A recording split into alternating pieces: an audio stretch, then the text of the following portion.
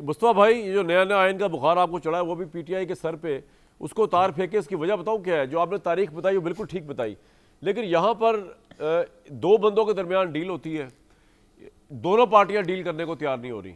मतलब इमरान साहब का पोस्चर ये है, वो कहते हैं जी मैंने तो कोई बात ही नहीं करनी और ये जुल्म है और ये है, पता नहीं क्या है, और जो इस्टेब्लिशमेंट है वो खुद इनसे बात करने को तैयार नहीं है। उनको ये सब कुछ सूट कर रहा है, सिस्टम चल रहा है, स्मूथली चल रहा है, वो कह रहे हैं बिल्कुल ठीक चल रहा है। यही तो 78 सालों से दायरों का सफर है जिसको हमें खत्म करने की जरूरत है कामरान भाई। जनाब, कि एस्टैब्लिशमेंट का सियासत के अंदर काम क्या है। ये मुल्क बतौर सिक्योरिटी स्टेट नहीं चल सकता।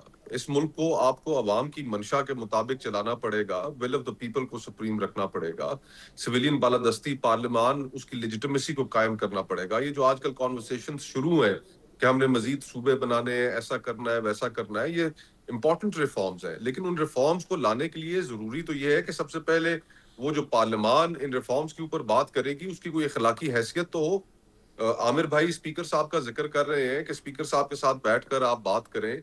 बिल्कुल हम बात कर सकते हैं, लेकिन ये बताइए कि क्या स्पीकर साहब अपना कॉन्स्टिट्यूशनल रोल पूरा अदा कर रहे हैं? क्या इस वक्त नेशनल असेंबली के अंदर ऑपोजिशन लीडर मौजूद है? क्या सेनेट के अंदर ऑपोजिशन लीडर मौजूद है? जब वो अपना कॉन्स्टिट्यूशनल रोल नहीं पूरा करते तो फिर ये तवक्को कैसे करते हैं कि ऑपोजिशन उनके साथ और महमूद खान अचकजई साहब उनके साथ बैठ जाएंगे? पहले अपना कॉन्स्टिट्यूशनल रोल तो पूरा करें।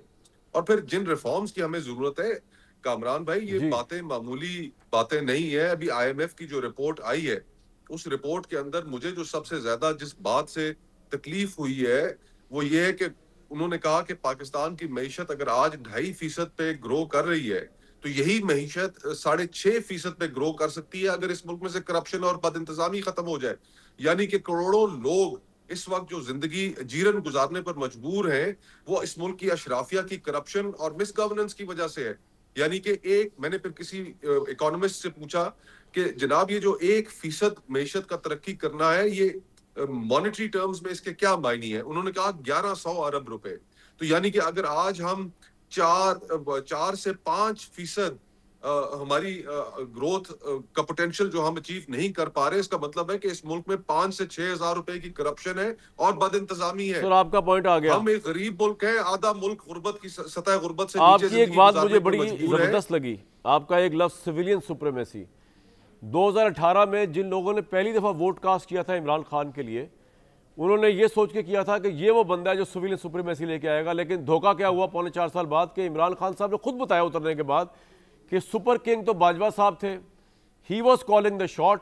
मैं तो मजबूर, माजूर माजूर इन सियासी सेंस कह रहा हूँ, not in the medical sense, काहिल बैठा हुआ था उनकी गोद में, मुझे तो पता ही कुछ नहीं था क्या हुआ है। जिस मुल्क के अंदर पॉपुलर तरीन लीडरशिप का यह हाल हो कि जब इक़्तिदार से उतरे तब तो इंकलाब पकड़ ले, और जब इक़्तिदार में हो तो इस्टेब्लिशमेंट के सर पर चढ़ के आए। सिविलियन सुप्रीमेसी कैसी होनी है?